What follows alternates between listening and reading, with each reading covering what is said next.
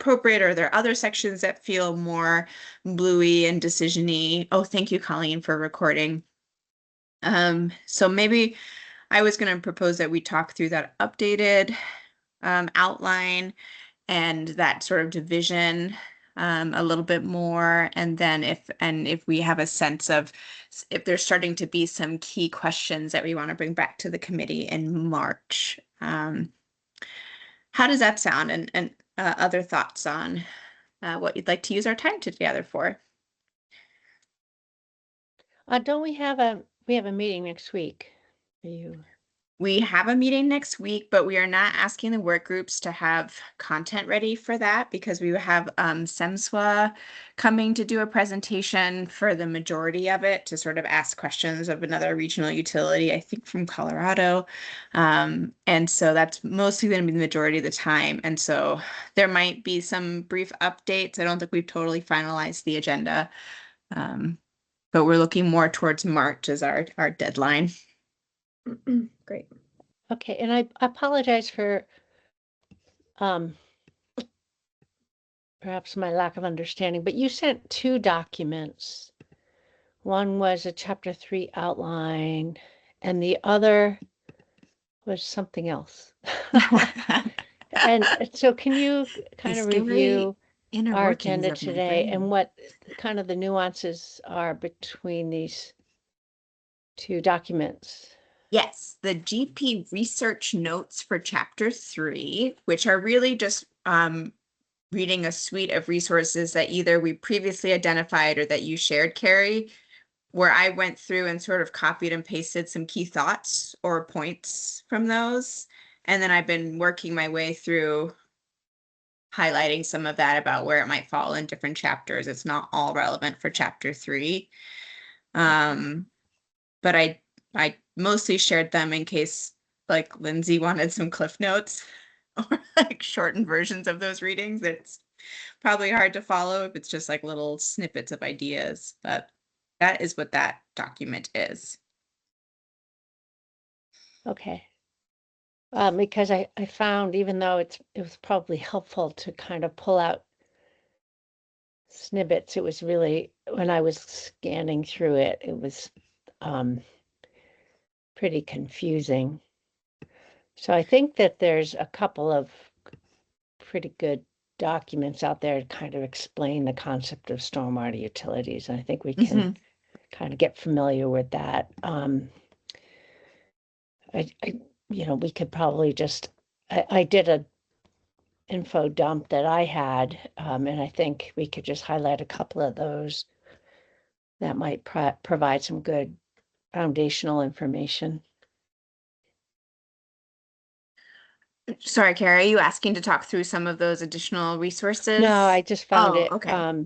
Even though you went through such great work in sorting through my info dump, Oh, so I apologize.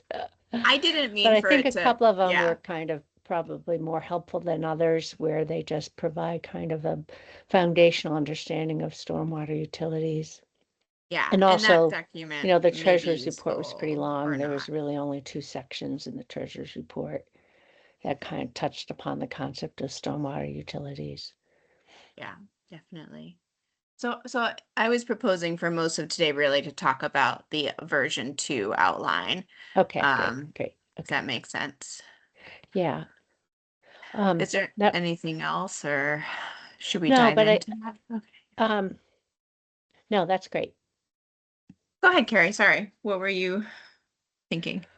Well, if certainly this is an ongoing perhaps opportunity, but I think if there's ever within the subcommittee confusion over terms or approaches or just even the basic understandings, we should highlight them. And what we could do, I know I did that info dump a couple weeks ago, but we could probably just highlight a couple of those documents, and in particular those 2 sections in the treasurer's report. And I think that might help provide that kind of basic understanding of the why we're here. So I just before we move on past that information,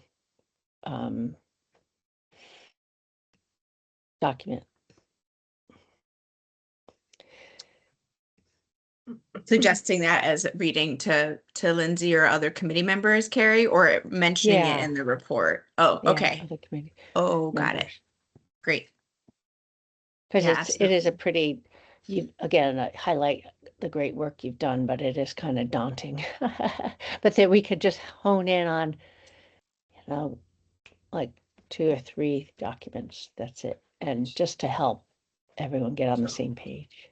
Sure, but the summary is helpful. Is helpful, Oh, good. Okay. truly, yeah, because I don't have. It's going to be hard for me to like sit down and put, multiple hours of study time into it, to be honest. Yeah. I mean, just to be realistic, like I feel like um,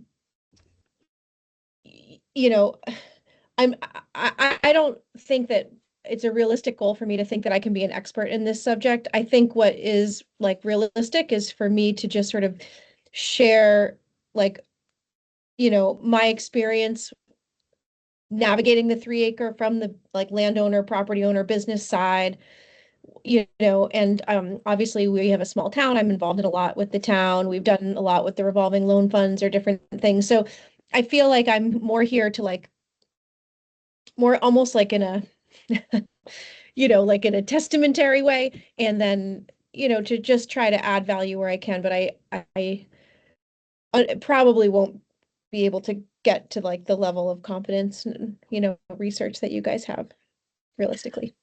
well, I Yeah, I would think that's share why like, yeah. it's fantastic having the state take the role Yeah. of crafting, drafting. Great.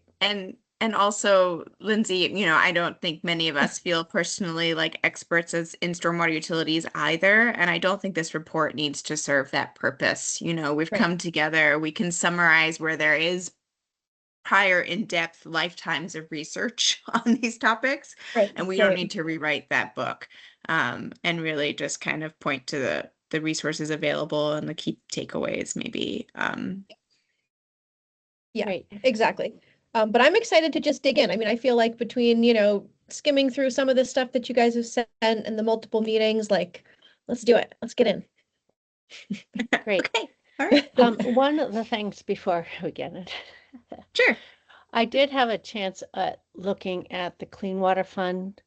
As you know, Gianna, you sent out also information to the public about the Clean Water Fund Board and their draft budget for the coming year.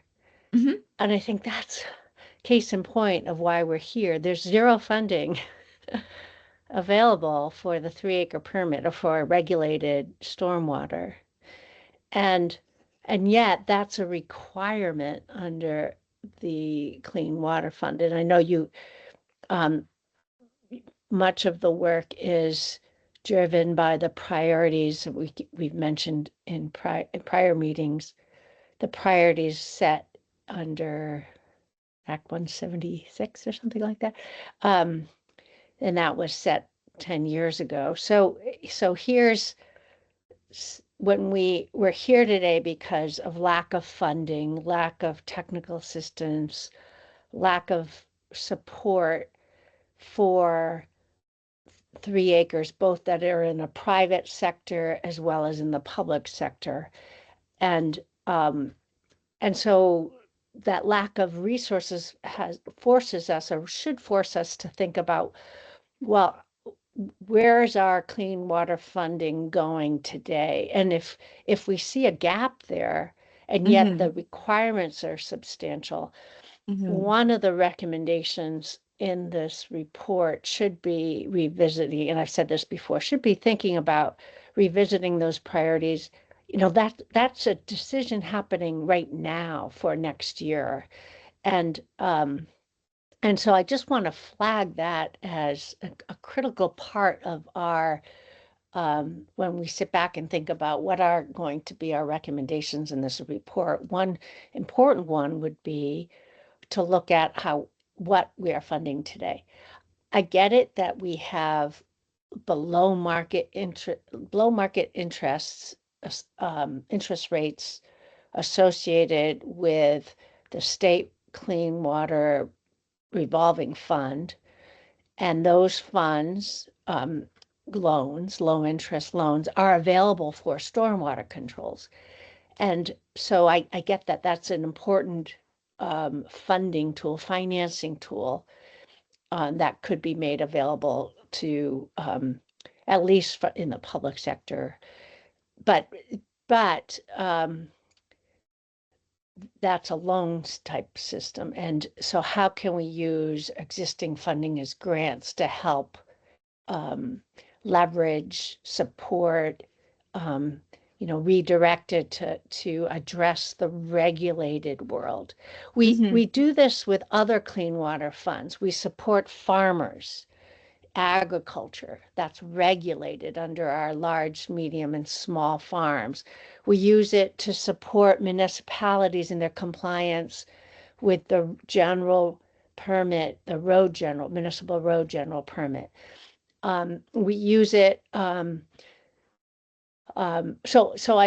I simply, and we've used it in the past to help support impervious cover through the Clean Water Fund. So I flag that as an opportunity for us, number one. Number two, the other thing we should look at is whether the existing funding is enough. And if we don't want to mess with the existing formula of how we disperse funding through the Clean Water Fund, we have to ask the question, is there enough funding? And obviously we're here today to contemplate the idea around a stormwater utility at a local or regional basis. But there could be other mechanisms as identified in the Treasurer's report to help support clean water funding, and potentially we can help dedicate those new funds towards the regulated stormwater needs. For example, we have a surcharge on the property transfer tax. Simply doubling that would not be really noticed by, except for maybe the real estate world, but doubling that and dedicating that fund, for example. And so I just want to make sure that before we talk solely about utilities, we look at ways to use existing funding sources in a more dedicated way. Just want to register that I do not think we should increase the real estate property tax. Yeah. It's a surcharge on the transfer tax. Okay. So I appreciate that that piece, Carrie, and I think I've captured some of that in here when we get to it, and this, like, speaking to the prioritization and the dollars available, and really asking the committee to weigh in on looking at the local share versus the state share. I think there was a lot of the treasurer's report was really based on this assumption that the state's not going to carry the full proportion of the share of the TMDL, and what proportion should that be feels like a dialogue to bring back to the committee. And there's like the implicit assumption that something that is voluntary versus regulatory, that regulatory will happen. And we're seeing in the case of this, and otherwise it maybe doesn't, because the funds aren't there. And so really, like, maybe being clear of that challenge in the report would be great to zero in on, of like, what is the implicit assumption, and how the legislature has distributed the funds and thought that we would make progress on the TMDL across regulatory and not. And here's what's available at the state level, but I don't think we necessarily should only focus on the state level of funding support, because I think part of this charge is this, like, local revenue raising opportunity. And so to be able to speak to both would be important in the chapter. Okay, so with that, maybe we'll just start walking through this, like, beefed out outline and see where there's more pieces we want to add in. Okay. So what we have here is maybe starting with an intro section that there's where funds can come from. If this is a revenue raising chapter that we're looking at both what can be raised locally, but also how such a utility could then access state, federal, or private funding. So just kind of stage setting that the rest of this chapter will look at different avenues of funding, and then kind of breaking that out into local revenue raising, state support, federal, private, and then some challenges in sort of equity at those different levels, duplicity of revenue raising across these things, and then some recommendations section that to really beef out what our questions are, what we want recommendations to be. And then in the local revenue raising section, a bunch here tried to capture how 1 to 2 existing Vermont municipal stormwater utilities raise their funds or levy their fees. And so we have 7 to date that we could speak to. We can also talk about not just how they assess the fees, but the fact that V-Trans pays into stormwater utilities is some stage setting there. And the fact that Act 37 has enabled more clarity around special assessment districts as another mechanism, which I think is slightly different than fees, but I'm not an expert here. I need to read some more into that. There's definitely different ways that a utility can raise money with taxation, impact fees, special assessment, user fees. So just kind of using language to clarify what those differences are. I'm assuming we'd want to lean mostly into the user fee structure component versus the other ones, but maybe not.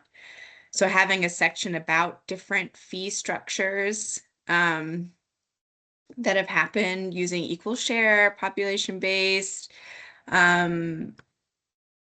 sorry, just talking about, I mean, there's a lot in the research about whether it's number of impervious acres or just a per parcel, whether it's a heavier fee if you're more industrialized versus residential. So there's a lot of language there we could pull from a prior research that there's lots of different fee structures out there, whether that's set in statute or subject to each utility. We could figure out in the report later. But Do maybe you this think, oh, go ahead. Yeah, Lindsay. sir, I mean, I'm just wondering, like part of the issue with the 3 acre is that, you know, we're being asked to do these big expensive, treatments that people don't have money for. And I'm just wondering, like with the utility, I just want to be careful that we don't just create another way of basically the same thing, except now we're giving the utility, this taxation authority effectively. And,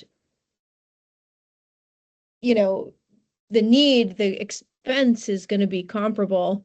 And so like, arguably you're spreading it out over more people, but the costs are daunting, like I just think about Bolton, for example, like everything that you just said, you go by acreage or you go by whatever impact or however, and like I'm just thinking like, well, Bolton Valley is going to, like, just to use our as like the case study, like Bolton Valley in that case would be presumably hit up for a huge chunk of whatever the cost would be.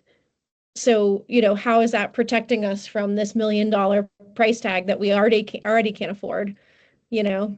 And so I just want to like flag that even as we're like laying through this, like it does seem important to caveat that we need to be careful. We're not just like just slicing it a different direction, but the same problem, except that we're making the problem even more like we're almost like putting more teeth into it, because if you have like a taxation authority or something like that, So I just want to be thoughtful, if No, that I makes think sense. that's Maybe I'm misunderstanding it. no, I think it makes a lot of sense. I'd suggest that maybe that what is the total cost we're trying to raise money for is maybe addressed in other chapters when we're talking about the scale of the solution.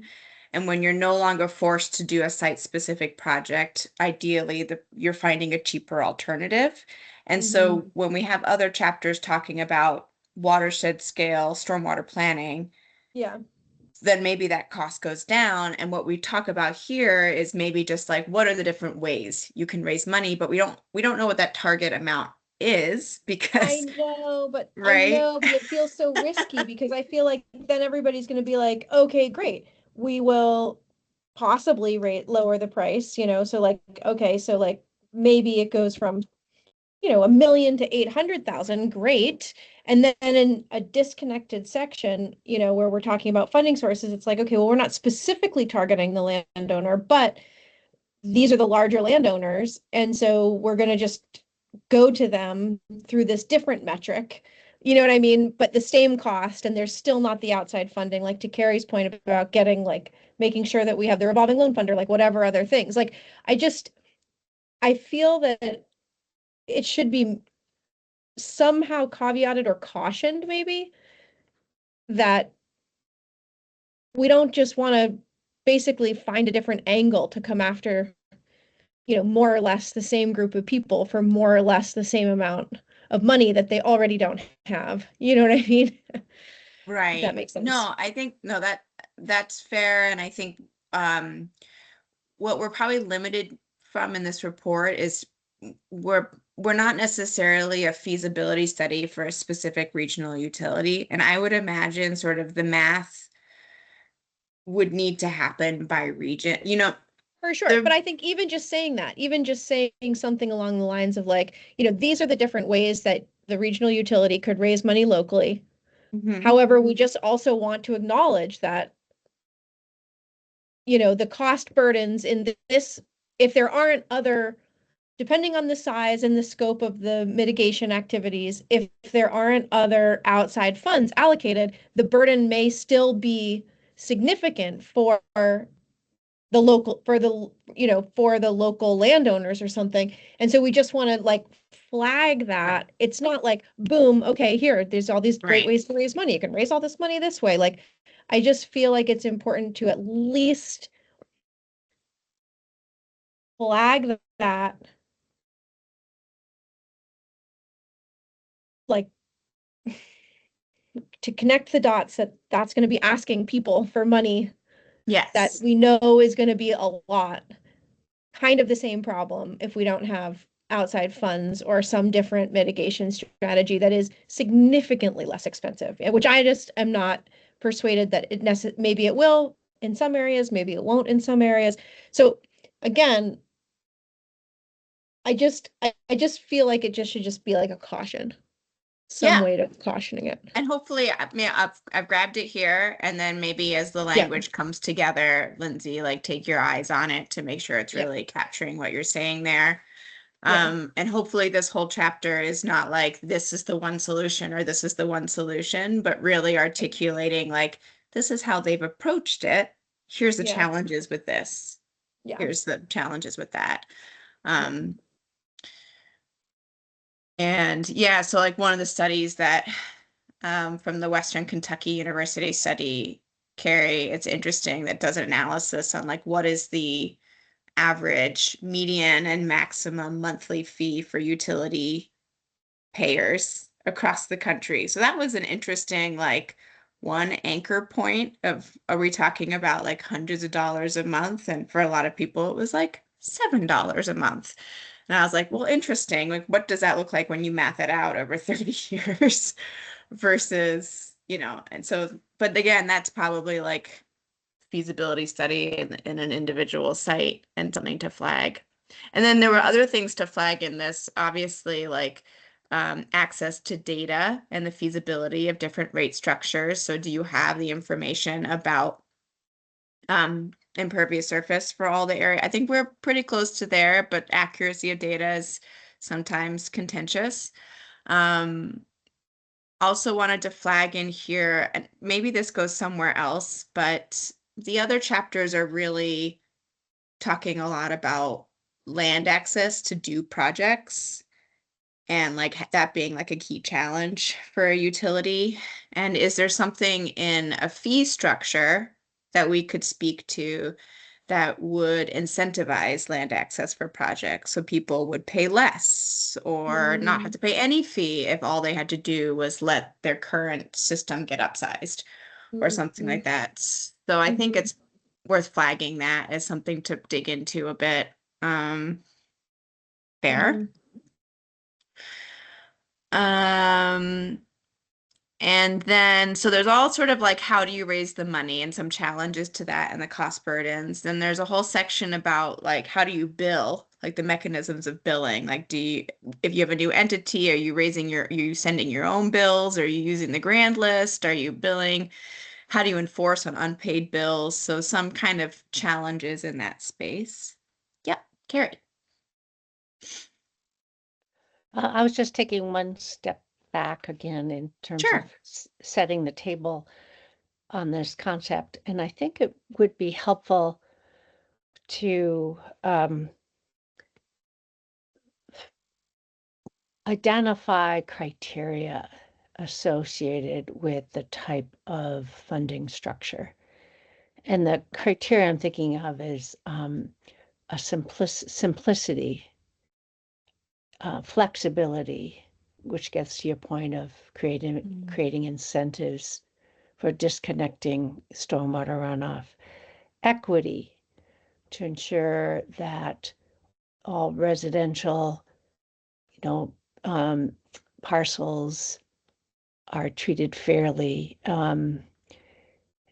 stability to ensure that we're not one year having funding and next year having no funding, administrative ease, and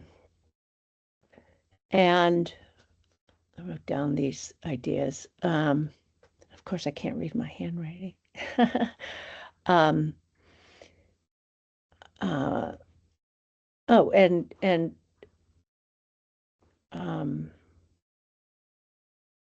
sufficiency to ensure that what we're raising is adequate, or what the tool we are proposing is adequate to meet the funding need, whatever that looks like. And I think that way, when we start thinking about it, those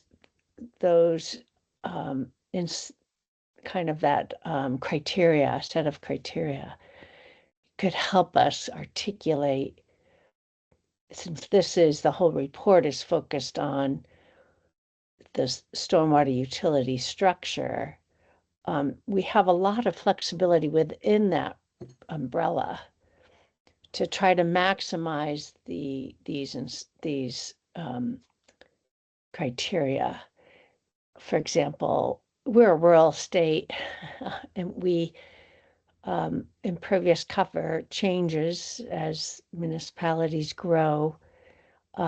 So a common way that municipalities and even counties around the country have adopted is kind of a flat fee under certain guidelines for the residential sector, and then you build on that, so that if non-residential has a separate fee. So there's ways that we could be thinking about the different models under those criteria that can help us articulate some possible directions. I think that's great, Carrie. I captured it in the beginning of like, what are we trying to aim for here?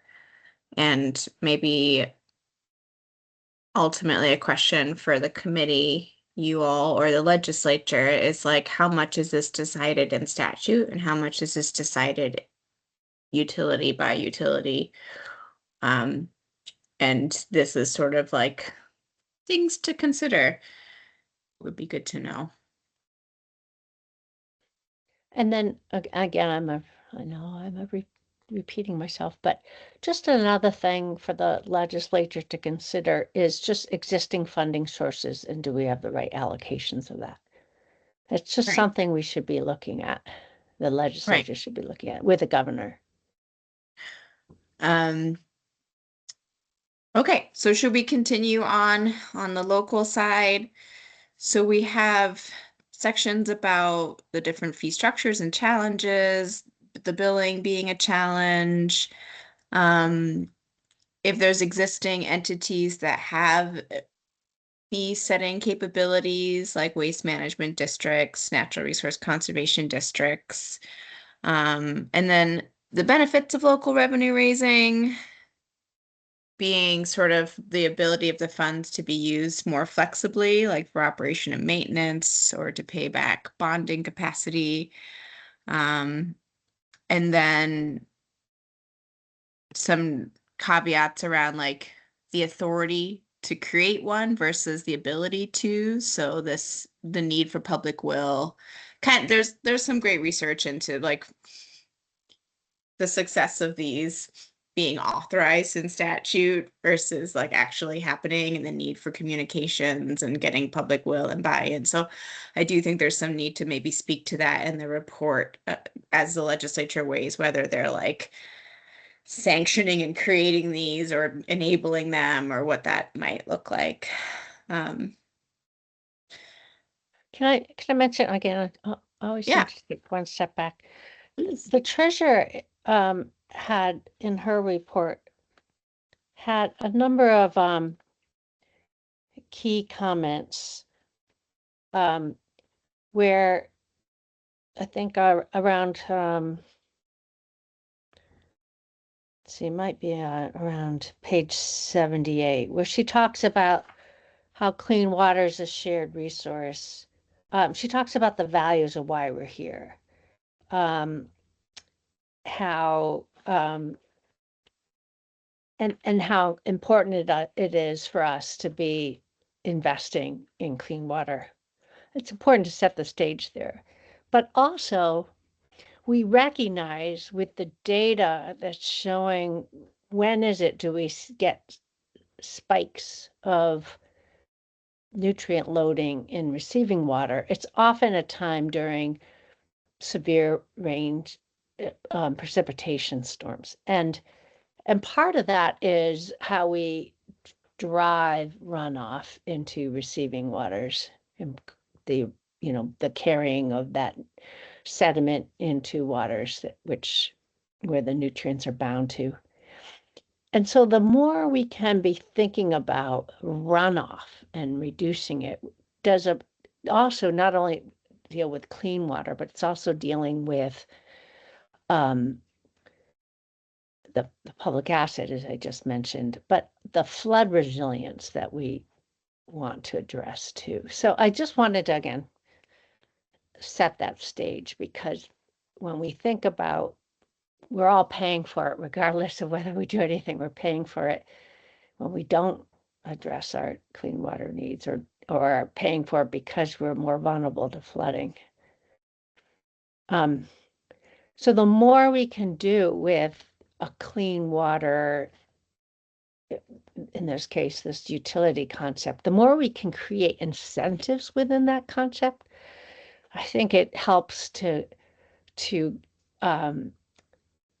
recognize that the goal in the way it would be structured is to help improve clean water, minimize these costs, meeting these criteria, but also we build into this idea other important values, which include allowing for disconnection of that stormwater runoff and incentivizing that.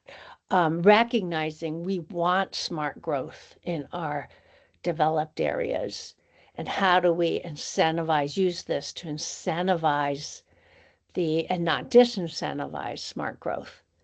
Because we'd hate to have the solution just to fragment the landscape because it's not regulated out there, or if you're talking about, the problems with disconnection with a lot of parking lots, then therefore I'm going to build my whatever elsewhere where I don't have to worry about this added fee. So I just want to make sure that we are contemplating, in this case, this utility that builds in those bigger, important public values of supporting smart growth while supporting, either public or private entities from disconnection. And you can do that. You see those examples in that Kentucky study of an actual smart type of stormwater utility that builds in these important incentives. Mm. Yeah, and so I mean, maybe part of it is in fleshing out how the fee structure is organized, and part of it can be baked into sort of their project planning and other chapters too of what they're planning and how they're prioritizing. Does that sort of, I also captured some of that of like the full report might want some stage setting of the values. And so I tried to capture what you were saying there too, Carrie. Is that reflective of where you were hoping to capture it? Yeah, sounds good. Great. Okay, so that's what we have so far on local revenue raising.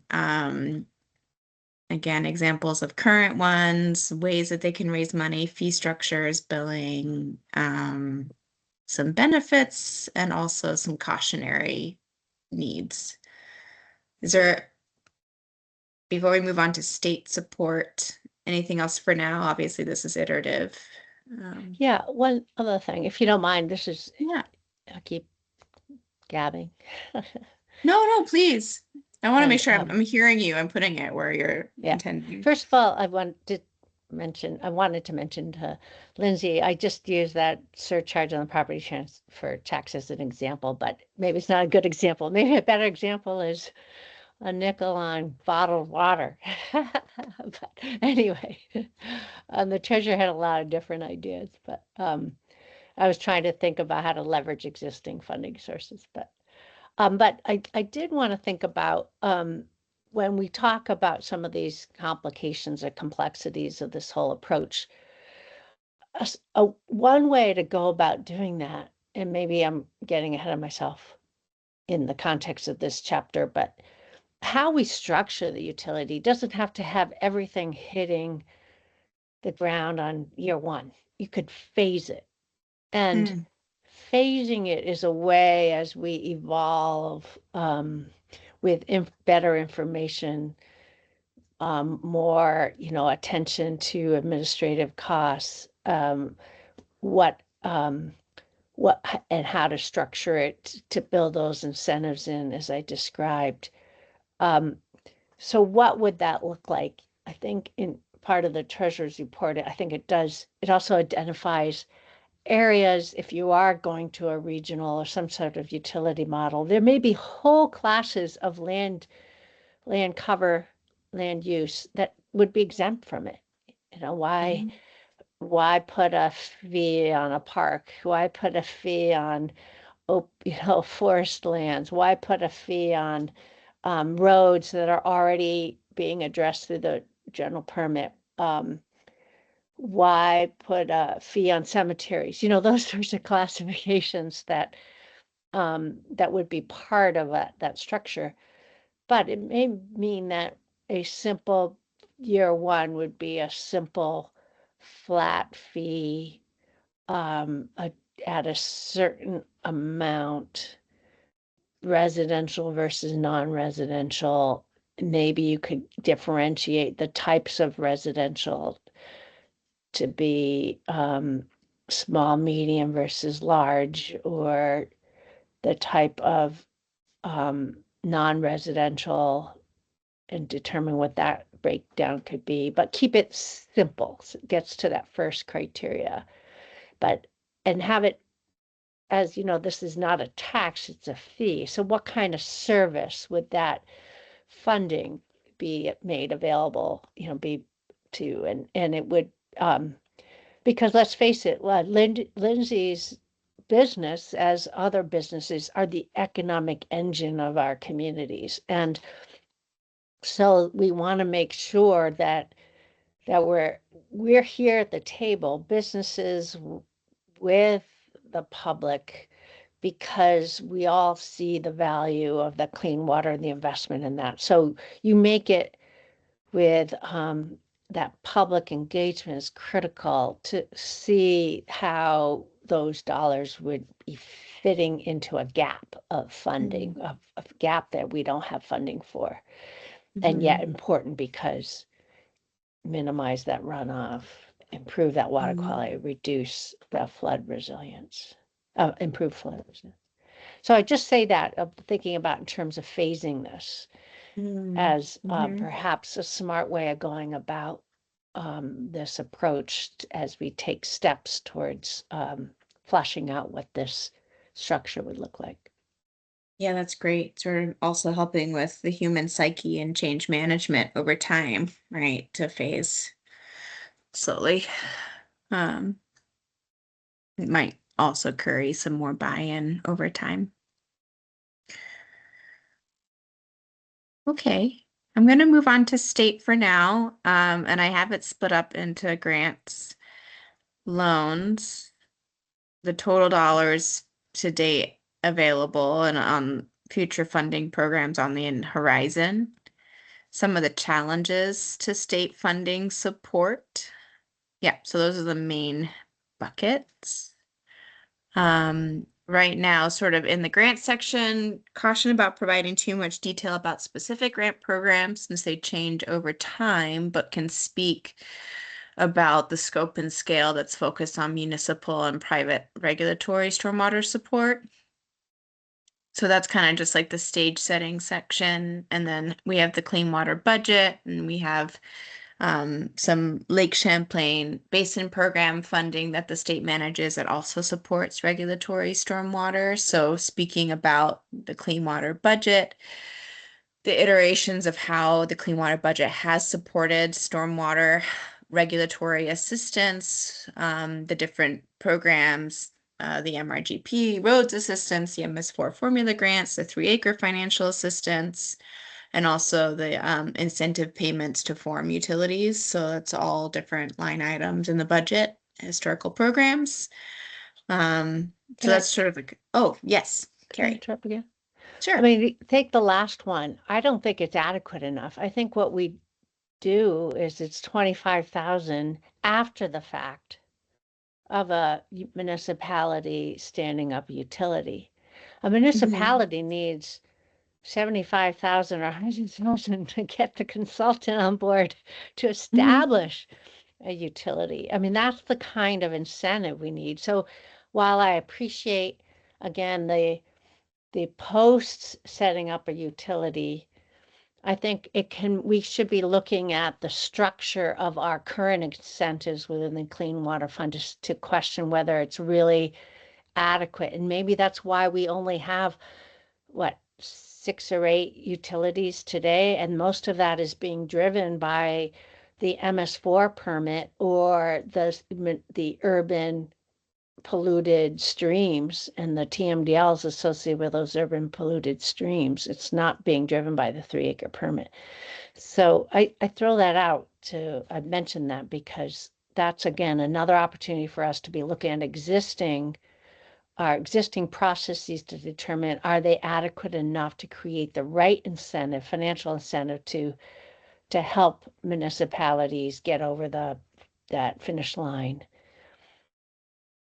No, it's a great flag, Carrie. And I think I've got some sections down below that hope I just added what you said here under the sufficiency. We can speak specifically to different lines. Um,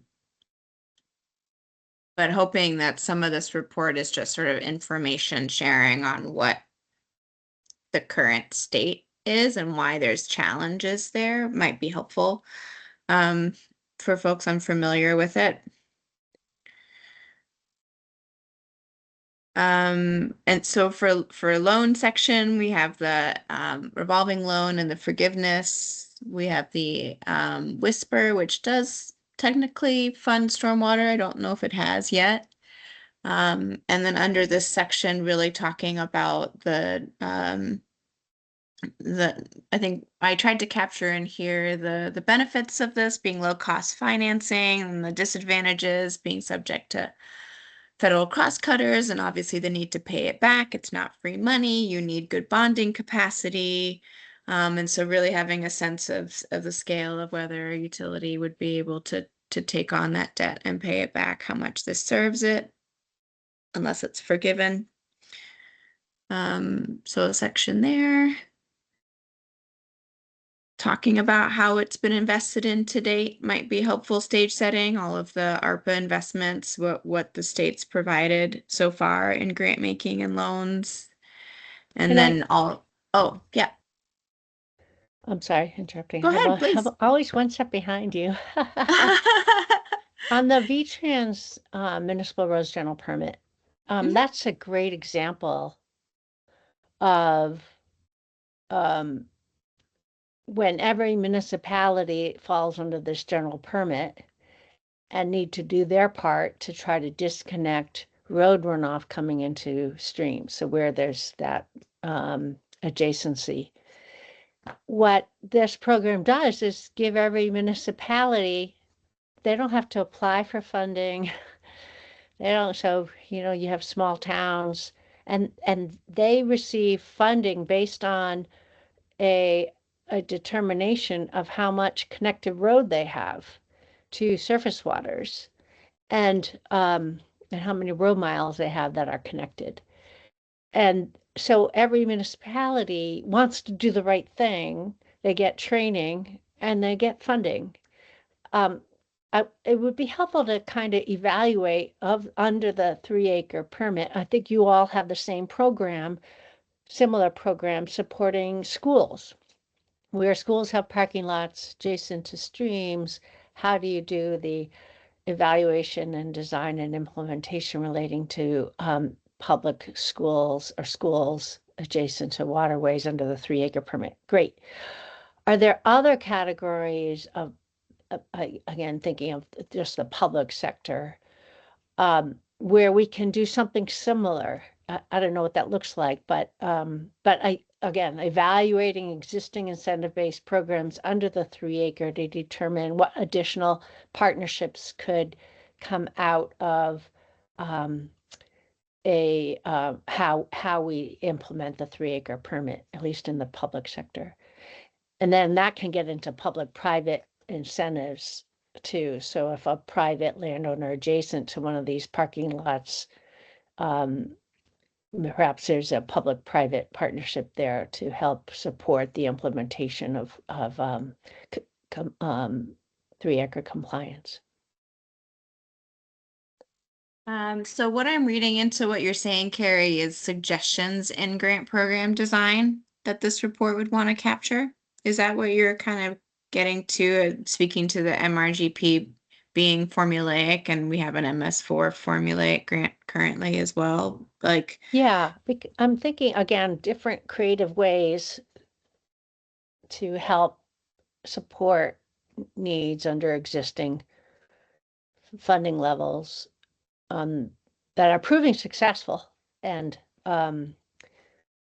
helping us to really hone in on that gap of funding that we yeah. need to determine how to raise revenues for.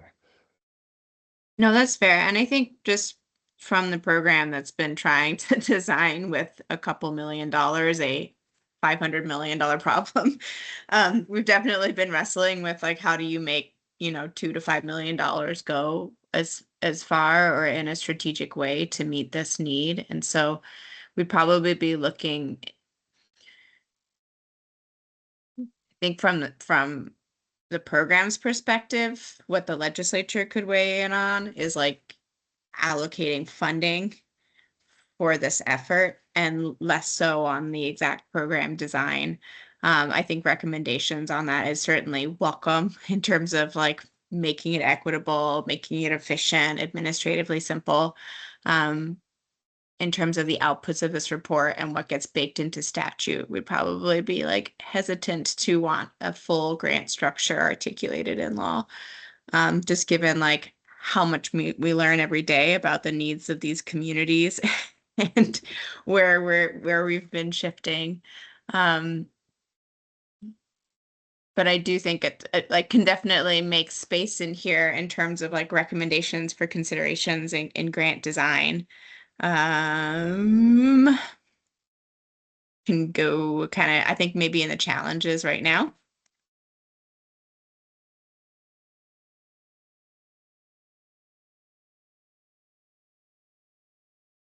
Yeah, I mean, part of it is Yeah, the more sophisticated municipalities know how to write a grant application. Mm-hmm. So us Yeah, smaller definitely. towns have a harder Um, time. I mean, ideally, if we're going to a regional entity, I mean, that was like one of the hugest things we really learned with the permit obtainment assistance, that we really baked into the schools and the manufactured housing community grant programs, is that we contracted with a vendor who had community connections and was really providing a lot more hand-holding and technical assistance. And we're not requiring the schools or the manufactured housing communities to come and apply. Like our vendor basically like assessed the universe, assessed the distribution of funds and said, you get this money, like let's help you get it. And so that's a model we'd love to expand. Like our permit obtainment assistance is so hands off and is really struggled to get people moving forward because so many people still are like, what is this permit? Or what is this? And so like while we do hear from some people like just use the state money to extend that, it's not um currently desirable in its current form because it doesn't provide maybe the level of technical assistance to these sites that might be needed to get them into construction right now. But thank you.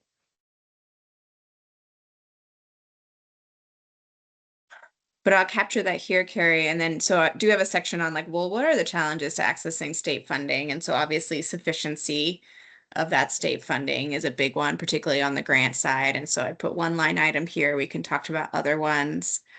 Last time heard you folks speak about prioritization frameworks feeding into the sufficiency too, but really speaking more about on the clean water budget side, how in statute we're prioritizing non-regulatory work. And so that kind of leads us to not having as much for the regulatory side.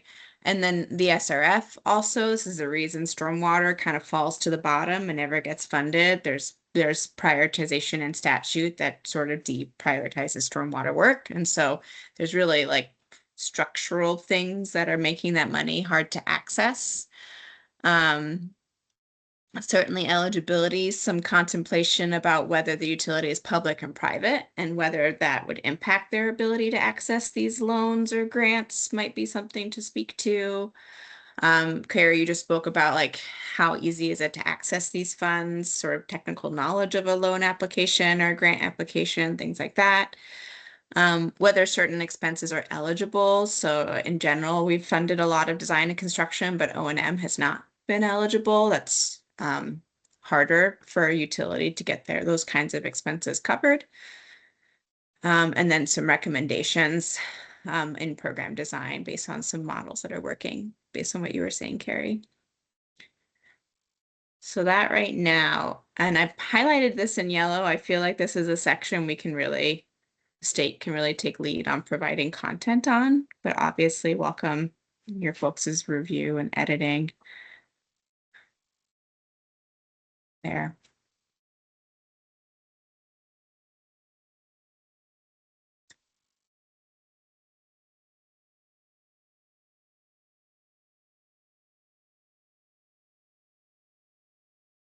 I have a placeholder here for federal grants and loans and private grants and loans. I don't know about a ton of them, but if we're talking about like the sources of funding for utility, we should acknowledge that there might be other sources out there.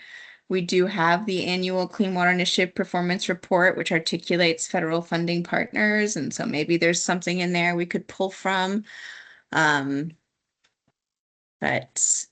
so I don't know exactly what would go in this section, but oh, you're muted, Lindsay. No, I was just saying, Oh. no idea. No, it's just agreeing.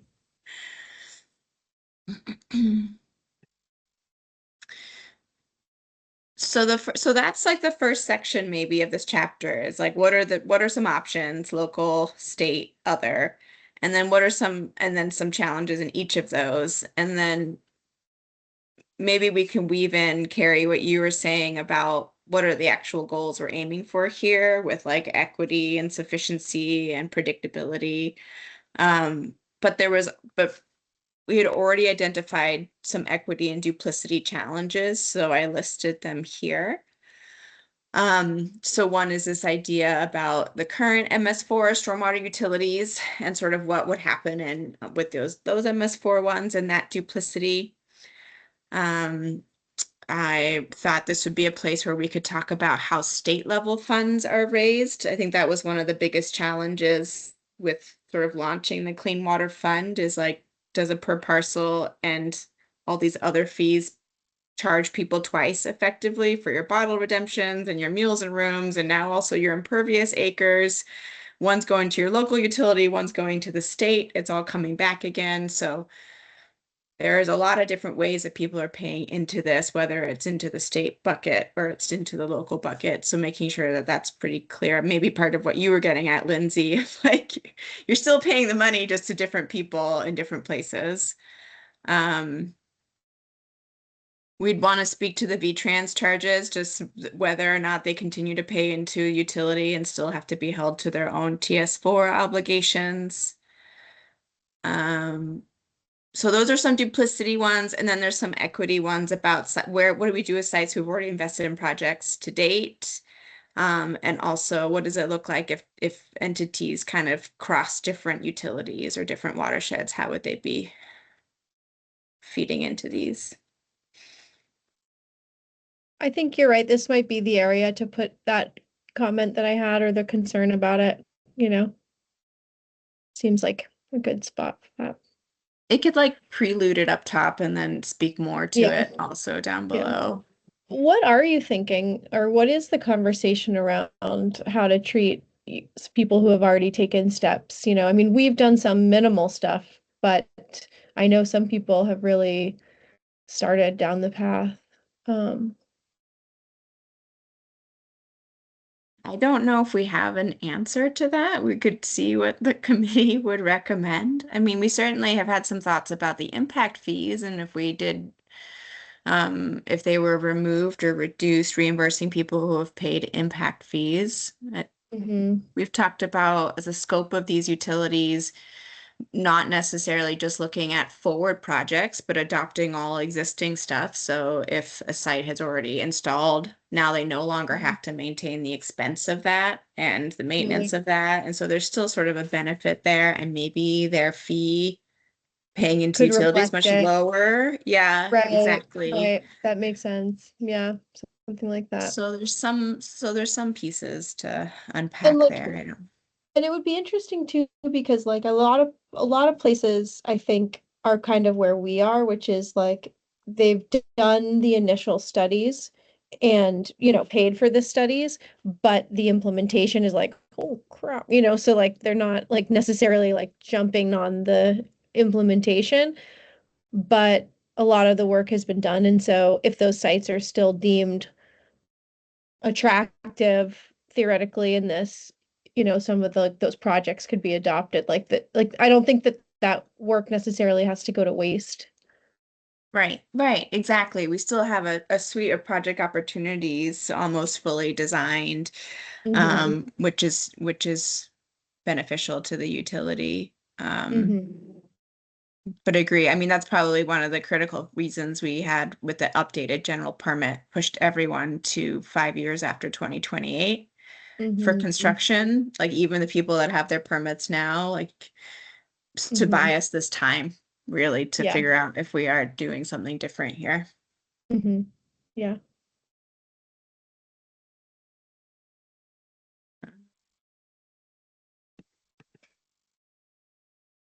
And then a section which is super rough right now. Oh, go ahead, Carrie.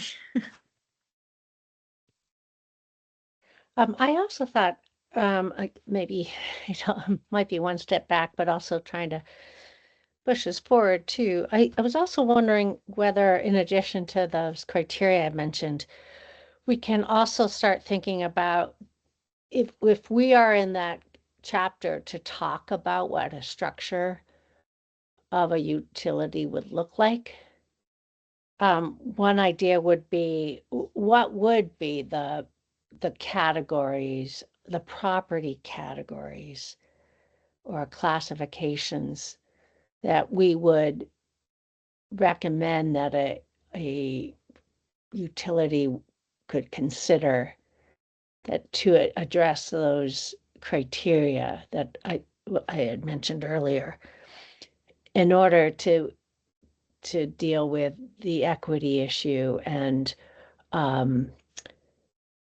the administration issue. And I kind of jotted down as just as a starting point for us to be thinking about. And this ties into kind of that rate structure. So obviously the first big question when you're thinking about, you've been using the word local quite frequently, and I know we haven't really defined what local means. And I know the bill or that's driving this study is talking also about regional, and we don't really know what that means either. Most states have county government, so it was easy for them to use their regional being county government based. So there's some just general challenges when we think beyond municipal.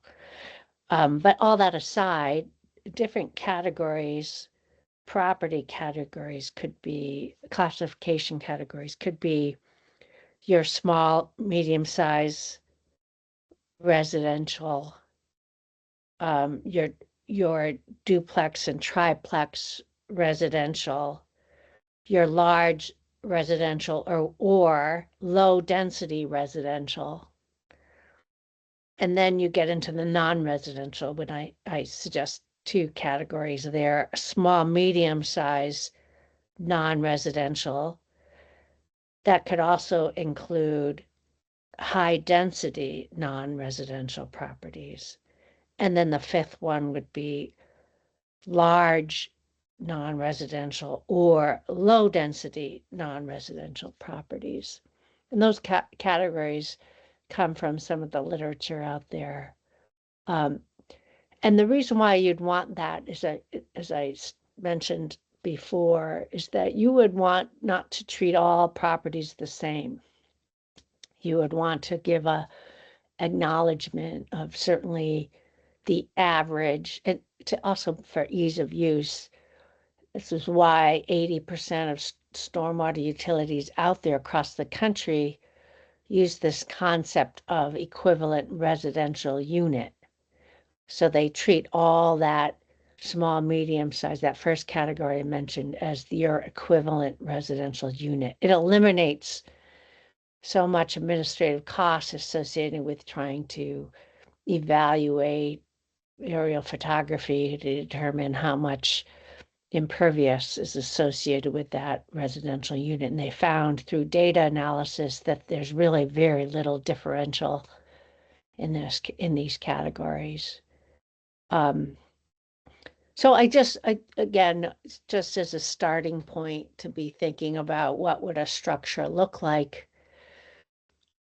And one concept that people could get around when they, not to suggest this would be carved in stone, but as a way to be thinking about a stormwater utility approach that attempts to acknowledge these criteria. No, I think that's great, Carrie. Definitely a lot of literature speaks about utilities and fee raising as as preferable to anything else because it has that nexus, because it has some opportunity for equity depending on how the fee is structured. It has a way to incentivize water quality improvements, etc. So there's so speaking to that, I think in this chapter about how people have structured that in the past and opportunities for that would definitely be important. And if I can Yeah. mention one thing too, Yeah. as absolutely critical, that we should mention this in our report somewhere, maybe in our chapter, is that public engagement is absolutely essential. It gets to Lindsay's comment Mhm. about understanding, are we paying twice for the same thing? How are we using our clean water funds now? And but to understand we still have a gap of clean water that, in addition to the gap of not having funding, we're not 100% fishable and swimmable anywhere, number one. Number two, we want to at least maintain current water quality conditions and improve what we have. So understanding how important clean water is to Vermonters, this and future generations, we all agree we want to keep investing in it, making sure we're prioritizing smartly. But what does this mean and what does this look like? And how getting the public engaged is, you read that across every bit of literature on stormwater utilities, how public engagement is essential. I mean, the treasurer herself had some 60 meetings around the state, meetings, not just people, meetings, and at least 100 plus people attended in each meeting all over the state, meeting with business leaders to municipal leaders to farmers to all sectors. And I think that's what led to the public understanding of why investing in the Clean Water Fund was worthy. But if we're suggesting another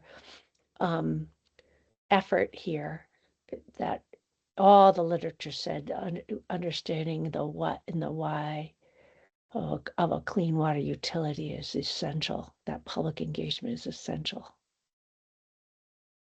I agree entirely, Carrie, and I think that's a question about what this report and where the committee lands here is that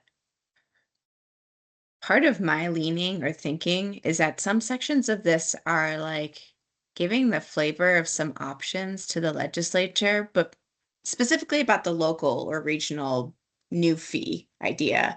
Because public will is so critical there, and part of your public will is like their engagement in designing what is a willingness to pay, what is the fee they'll accept, like what kind of design they feel most equitable about.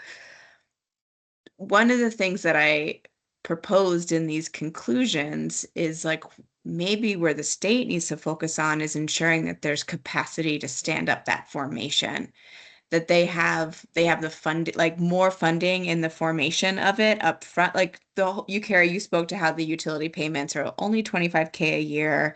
It's after the fact. There's no other support there. But maybe what these folks really need is ability to form, to do that public outreach, to do the feasibility, to really frame up how they're going to collect fees and have the buy-in for what that fee structure looks like. Would that more have more success? I'm not sure, but more so than them deciding at the state house what the fee structure should look like or what, um, I don't know, anything else on that.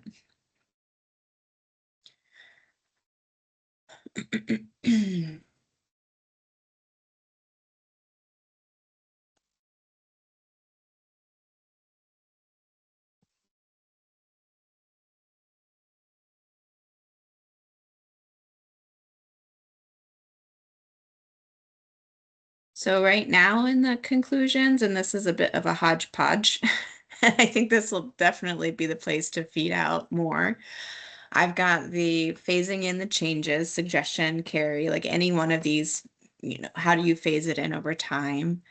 A conclusion that how a utility raises their revenue and what proportion of their reliance it's placing on the local revenue versus state versus federal might vary by region, by capacity, by willingness, public will.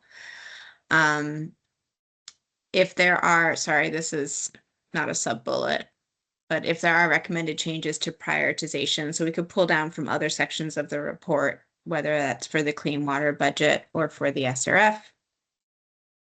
And then recommendations, maybe what to really lean in onto. And right now it's sort of just capacitizing the formation of them. And I speak to this, and I think this is kind of what you're getting at, Carrie, but from a different perspective, is like it is not, it's sort of unspoken. It's not an explicit dialogue what the state's share of this should be. There, there was an explicit decision in the treasurer report to share, I don't know if it's 50% or something of the full expected cost of this. And in this space of where we're saying, should these utilities be leaning heavily on local revenue raising? Should we be expanding the state contribution? There probably needs to be some resetting of that. Like is 50% not the right amount for the state's contribution for these expenses? So some kind of reevaluation of that, what feels right. Um,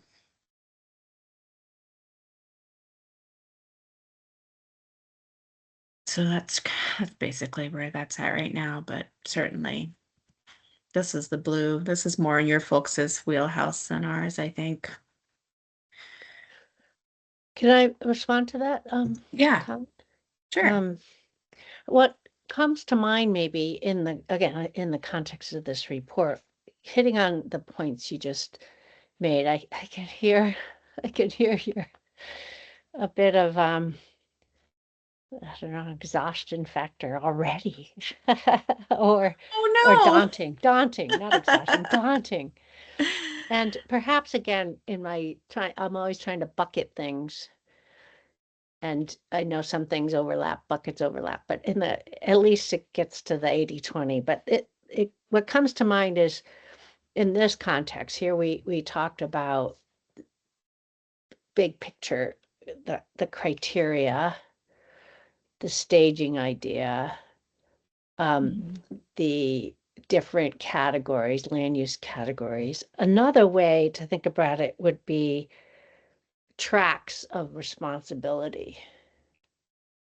I remember reading one of these reports that talked about, basically roles and responsibilities of the government track, of the public track, of the program track, of the funding track, and data track. And by thinking about that, you recognize and help to describe what you are just describing. Or help to identify the things you were just describing. What are the expectations in government, state, regional, local? What are the responsibilities of the opportunities in the public in terms of engagement, education, um, stakeholder involvement? Mhm. What would be in the context of the program, sort of the needs and opportunities, the objectives, the analytics and the management of the implementation. And then funding, making sure we're, as Lindsay had mentioned, giving the public the confidence that the funding we're talking about is going to the right purposes. And even though much of our public, could argue that much of our public dollars go to public uses, we have exceptions to that. We fund farmers who are private businesses, private entities in the agricultural sector. What would that look like in terms of public-private relation, commitments to help support those?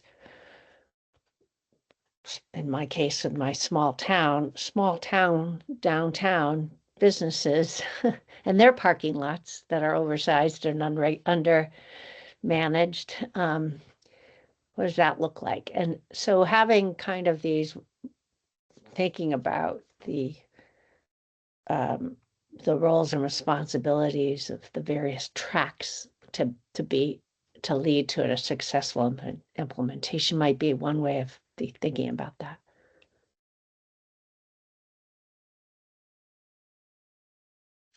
Yeah, I really like that framing because I mean, it just calls to question some of these challenges about should the money come from the state? Should it come from a regional entity? It's like the state is raising money from individuals too, right?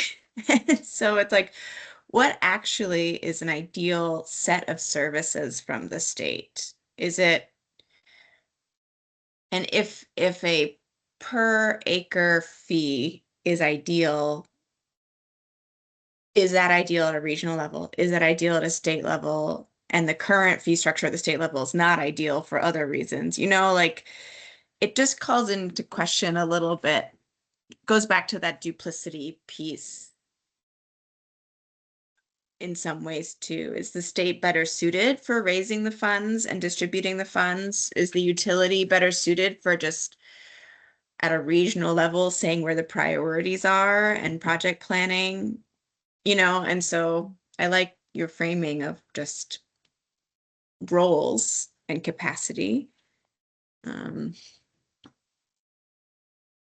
versus everyone revenue raising at all levels and the citizens being like, I'm triple taxed. I think that's a really good point too. Yeah. Yeah. I mean, that would be interesting if the municipality's main purpose was to just identify the opportunities.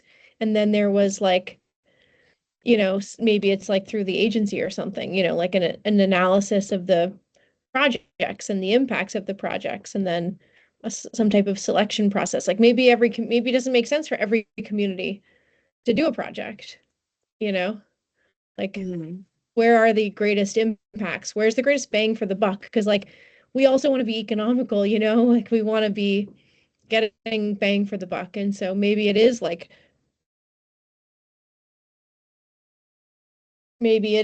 a regional identification of options or something. What are the opportunities? And then You know, and that's a good yeah. point, Lindsay. Um, I don't mean to interrupt. No, I was just thinking out loud. So go for it.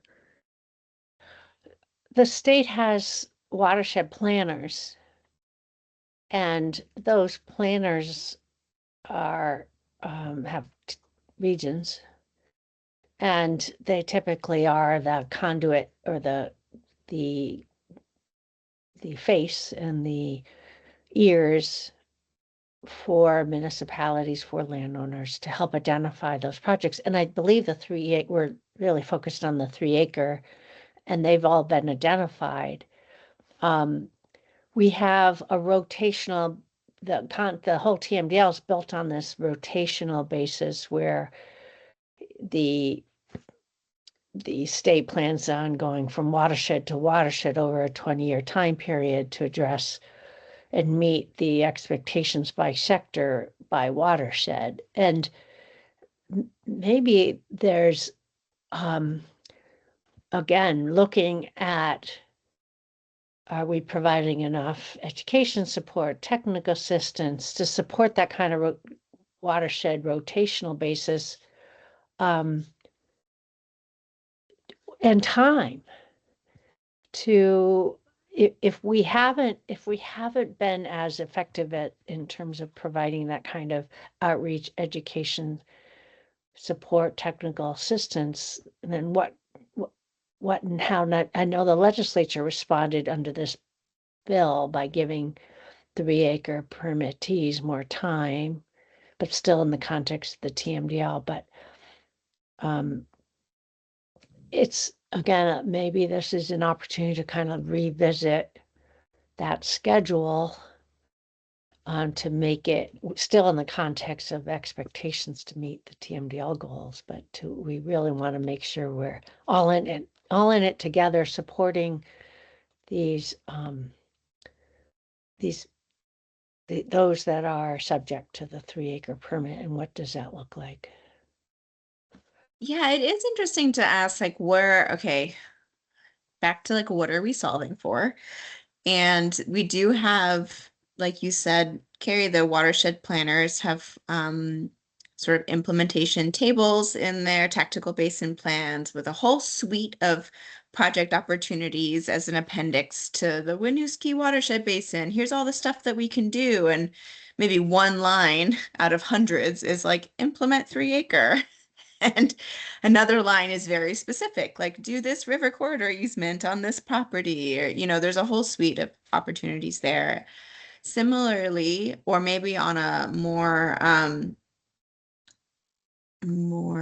current schedule is kind of what the clean water service providers are doing, because they now have a formula grant, they have a phosphorus that they have to reduce for their watershed, and they have a council of local entities that are bringing projects to them that have willing landowners to host a stormwater project, to host a wetlands restoration, to hope of a buffer planting.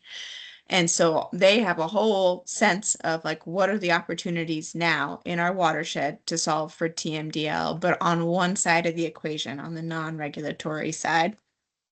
Right. And so what we're trying to solve for is like, how do we do that on the regulatory side, recognizing that if we just made it all one thing and don't have some kind of driver, it's a lot more expensive overall, potentially, or at least from the state's perspective, like to fund it individually. Um, there's something in the regional side, or at least in this fee structure, that I'm still finding really interesting, which is like, how can it be structured to incentivize projects that the voluntary side is on its own struggling with? It's hard to find willing landowners. There's not millions of opportunities out there. And when there is a permit obligation, they're not willing, but they're kind of have to. And so there's something in that structure slash a fee structure that could be reduced to incentivize that I think we'd want to still explore and unpack, that isn't one for one with what happens with the watershed planners or the clean water service providers, that might need to be leaned into a little bit more. Oh, that's an interesting question. I mean, we've been operating Act 176 with the service providers for what, 9 years now or so. And I was trying to look through the Clean Water Funding report, and it hasn't jumped out at me yet, but maybe it's something that you can help identify. But understanding what that investment is in the non-regulatory and what the outcome is. I mean, obviously there's a ramping up of any type of new programming where it takes time to help build and educate and identify projects. But if we're finding that it's just that much more pushing a rock up a hill when we already have on the other side these obligations, which are substantial, as I mentioned, for all the reasons we talked about earlier, under the 3 acre permit. Again, it's an important question to ask in terms of the success at meeting our objectives. I'm not, again, by bringing that point up over and over again, I'm not suggesting that these kinds of investments aren't worthy. They absolutely are, because the more we can do on the non-regulatory side, it eases up any burden associated with the regulatory side to meet our pollutant reductions. Mm-hmm. But it also may suggest kind of revisiting of, and maybe not all the eggs in one basket should be emptied into another basket, that where can we kind of find an optimization that continues to invest in the non-regulatory with the same light, really focus and streamline opportunities and support opportunities on the regulatory side. Mm-hmm. But that whole point you just made is kind of, it should be an indicator that, for a recommendation in terms of evaluating the overall success of the current structure in terms of investments in pollutant reductions. Because we might find that the it make sense, at least for the foreseeable future, as we implement that 3-acre permit. How do we become a partner with those entities to, and we've used some federal funding for the design of some of the 3-acre projects, but how do we continue that as a partner with a state, as a partner with small towns, big towns, private, public parcels. Can I mention one other thing? Is I know we got another half hour. Again, like thinking of structure. We've been kind of talking about various general categories of thinking, or at least I have been.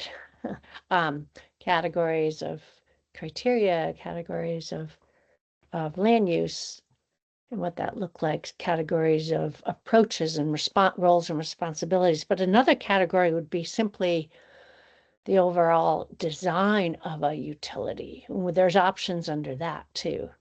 We've been mostly talking, and I mentioned about phasing in whatever approach. Phasing in is a way of venturing in this area, creating the right incentives for establishing utilities, or creating incentives for disconnection, incentives to support, to continually support smart growth. But you could also think of the various categories of a utility may be different as well. We talked about a flat fee, a flat parcel fee, but there's from looking at the Kentucky report, there's flat parcel fees, per acre parcel fees, impervious parcel fees, impervious acreage parcel fees. So I mention that because I think to be comprehensive in looking at options for the legislature to consider, here's another category of approaches under the guise of a stormwater utility, and what would be the pros and cons, or the needs and opportunities when looking at these various categories of a stormwater utility. For example, maybe you have it against the criteria we mentioned, and it's a simple check and, pluses and minuses, or where for simplicity purposes, that parcel flat fee may be the best way to go. But for equity, it could be, something else. So I mentioned that just as an intro to this chapter, to think about the various ways to go about thinking about a stormwater utility of sorts.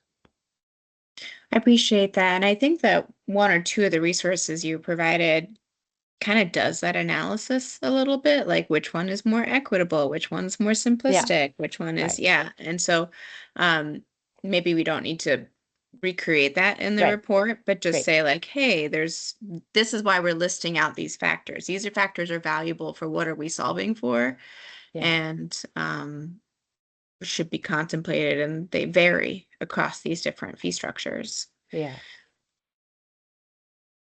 See other report here for more details. Yeah. And having just a bibliography of sorts at the end of the overall report would be great. Right. On things like that, what you just described, if we can pull out whole tables and make references. I do cringe a little bit by in using 1990 information, because it was stormwater utilities came about post TMDL lawsuits, really, that required municipalities to be thinking more clearly about utility management, or stormwater management. I don't know if I would cringe too much, Carrie. Like, part of reading all those resources, my takeaway was like adding to the beginning of the report a bit of history for the legislature of like how many times we've been asked to consider this and where has it gone. Because I think that's important context to know this is not the first time they've contemplated it, and why it has or hasn't gone a certain way is probably really important to know. Um, Can I mention one other thing? I know we're just Sure, yeah. I back do want time. to save a little bit of time for us to say, okay, where do we want to go from here? What do we want to have ready for March? And what are Yeah, our key questions? But and this will let's be please very carry. brief. Philadelphia comes to mind because their stormwater utilities also provide a youth employment opportunity for kids at youth at risk. So when we talk about the benefits, I think there are some really interesting case studies out there of meeting societal needs too. So I just threw that out there as Yeah. you know, as and doing a series of a half a dozen case studies at the end or a little paragraph examples of success stories around the country, I think is kind of intriguing. Gets people excited. Got me That's excited. true. Thanks, Gary. Um, okay, well, we have the SEMSWA presentation next, and I don't know if we'll have time for like a little round robin of updates from work groups or not. But thinking about March, I'm curious, after talking through this a little bit, we'll take some notes from today and debrief a little bit further and try to refine this. We'd like to bring to the committee in terms of our timeline, the summer is maybe where we're really hashing out the actual recommendations. And so I don't know if we need to have the committee weigh in on the exact recommendations come March, but what would be helpful to bring to them are, yeah, thoughts?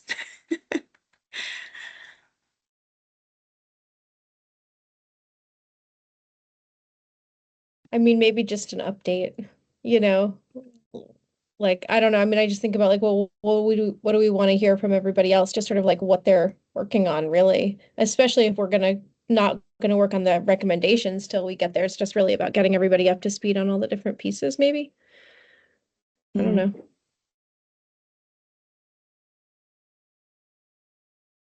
yeah, that's great, Lindsay. And like maybe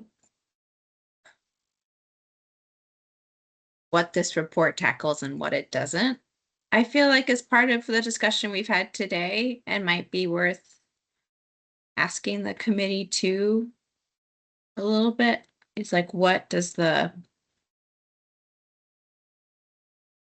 how much of this is our ideas for a local utility to take on, and how much of these are ideas for this legislature to take on? Um,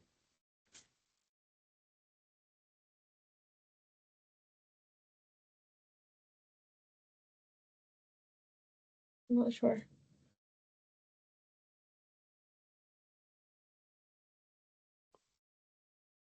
I mean, I do think that, this report in general is an opportunity to, even if we're not like solving questions, like if we think that there are questions that ought to be considered in the mhm, consideration of it, I feel like we should be flagging them.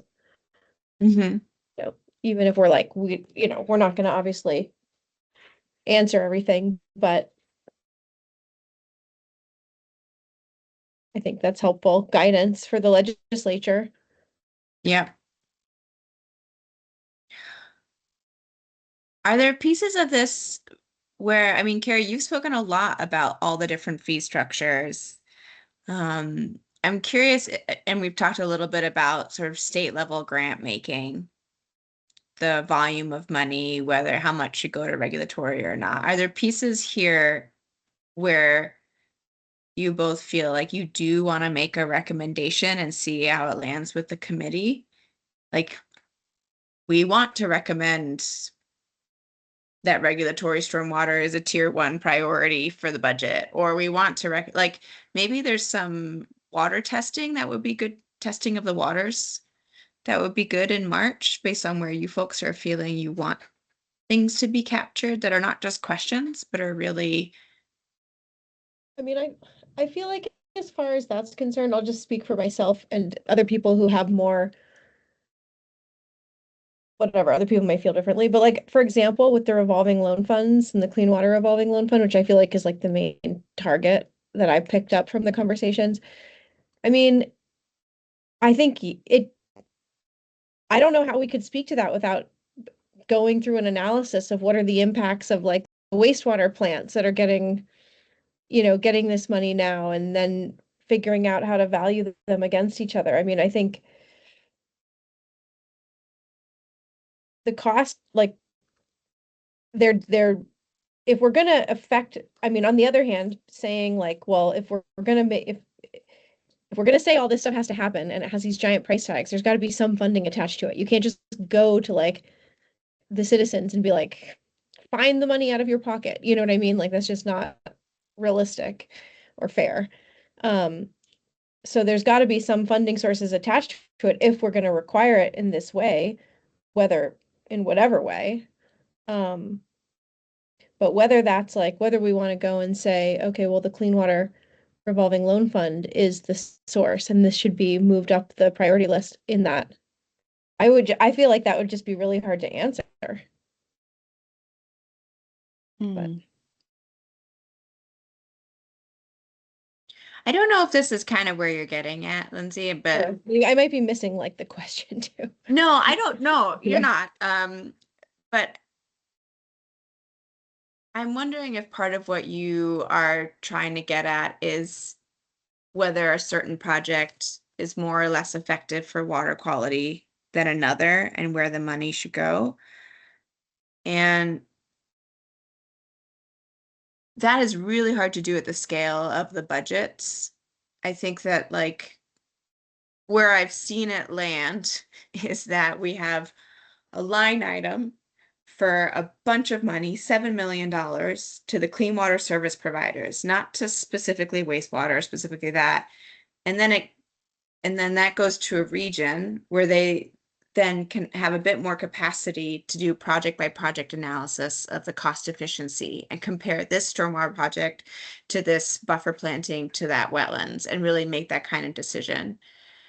And I don't know how for at the clean water budget level, it's not an analysis of like project type by project type. What is more? Because one project, depending on its location and its factors, could be a lot more cost effective and more efficient at reducing phosphorus than another. And we're not doing like granting rounds at the budget level, right? Like we're just doing like how much money should go to be administered in this format. And I think is hard to answer your question in some way. I mean, certainly like wastewater treatment facilities are very expensive.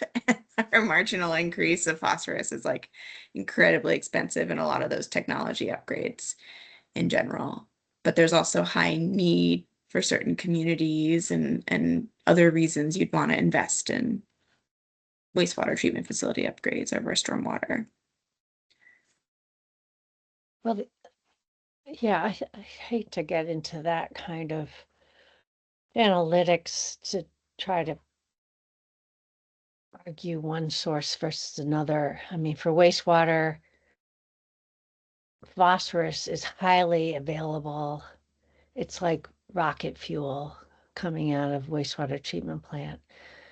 So yeah, it's more expensive, but it's also you can get direct improvements in nutrient load reductions from doing those upgrades.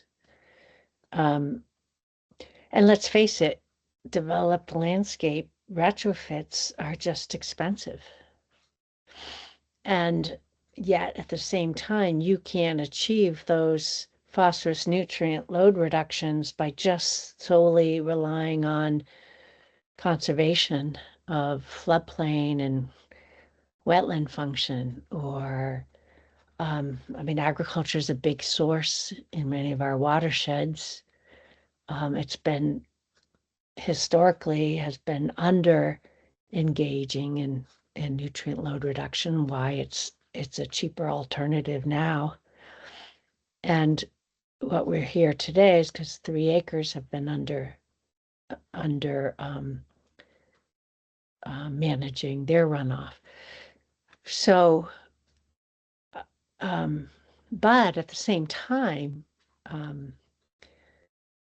when we think about the TMDL, if we do not achieve those waste load allocations, the regulated side, it's a substantial penalty that Vermont could be facing, where we would be forced to require more wastewater treatment plants to spend more money that affects all the ratepayers to achieve those load reductions. So there's an opportunity cost, in other words, if we don't do enough with the non-regulatory, the non-wastewater treatment options. Now, stormwater is on that regulated side of the equation, the waste load allocation side, and similarly, they have big challenges, but and I think we've heard it say that, the regulation should take care of the waste load, the pollution reductions. And maybe in the perfect world, when there's enough resources, maybe that's true, but we're not in a perfect world with not enough resources, and why we're here today. But at the same light, what we're facing is a gap of funding available for the stormwater controls. And so I think thank you, state. You've been in partnership with the legislature and the governor to try to find a way forward. And the stormwater utility tool is one that every state has been grappling with various levels of success. So for us to answer the questions within our chapter, which is, well, what would it look like? I think at the best we could do is kind of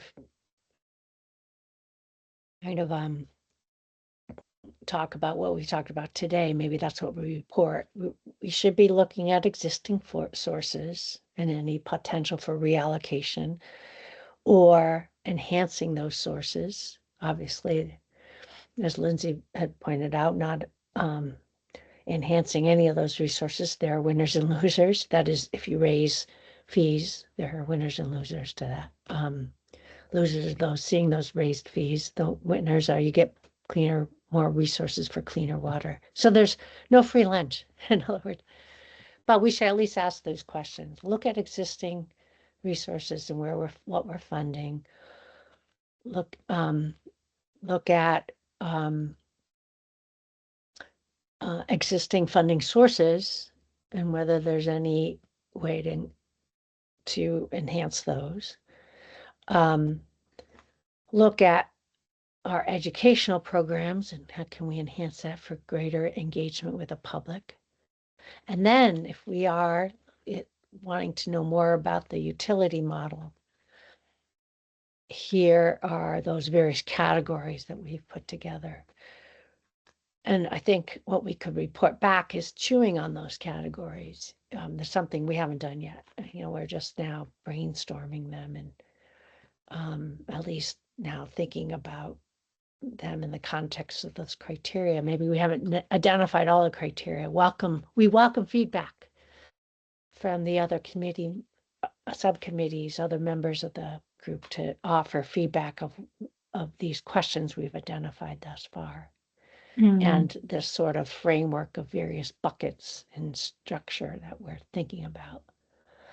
And then finally, I think identify key sources that we kind of liked. Maybe these various pages in the Treasury report, that table we talked about, the Kentucky study, the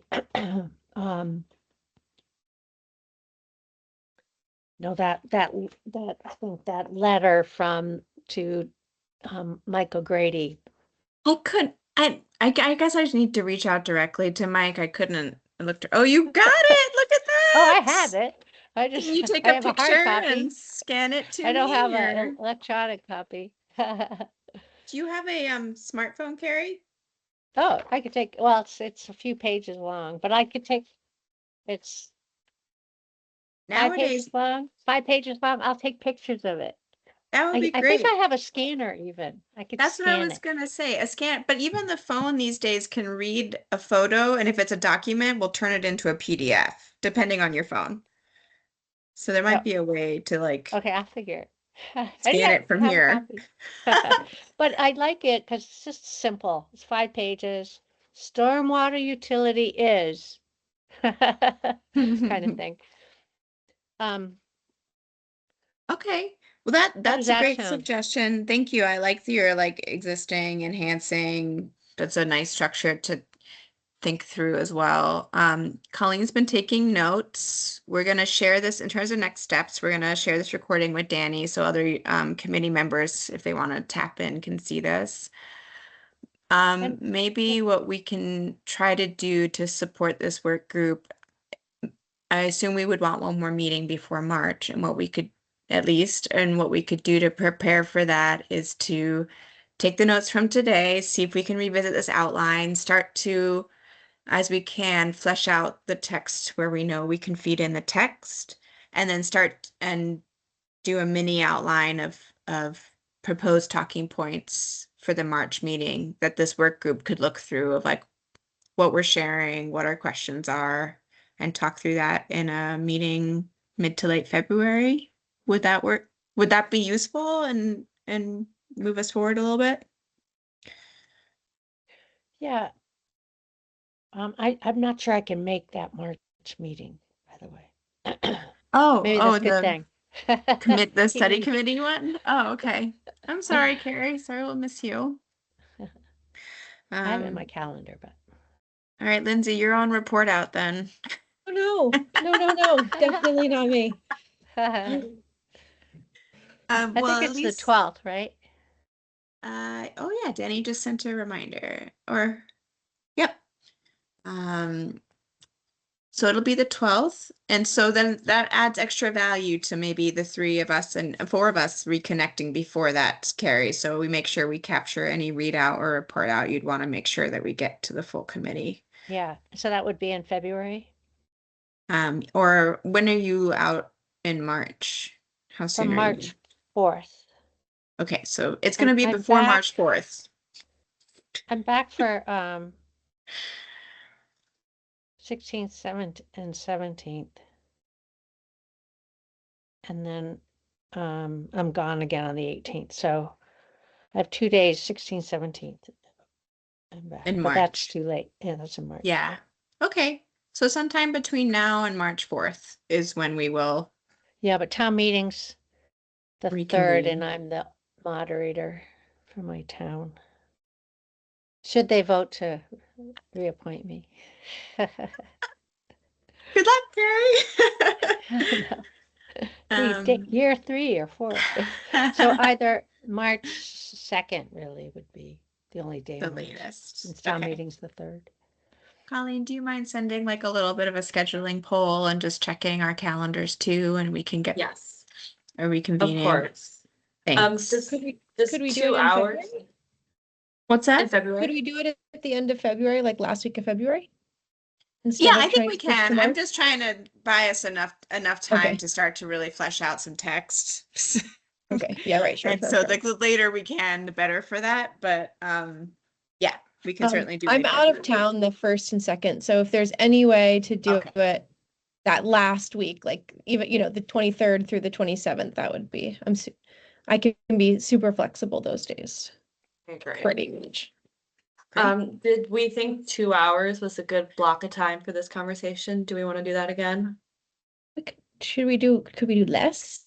We can do less. Then I won't speak as much. I'll have to be more careful with your time.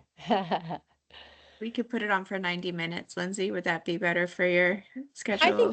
that would be awesome. And if it goes over, if we're like really into it or something, but Sure. Yeah, and I have a little bit of time constraints on that week, but so just want to mention that. Maybe Colleen will reach out and we'll get a good time Oh, and okay. date scheduled with you guys. We don't need to the recording's still going. Poor people watching this. My daughter's going to be visiting that week, so I just want to. Oh, wonderful. Okay, well, thank cool. you Thank both for you. your time. Appreciate it. We'll schedule the next one and be in touch. Okay. Okay, have a good rest of your day. You too. Great. Bye-bye. You too. Bye. Thanks.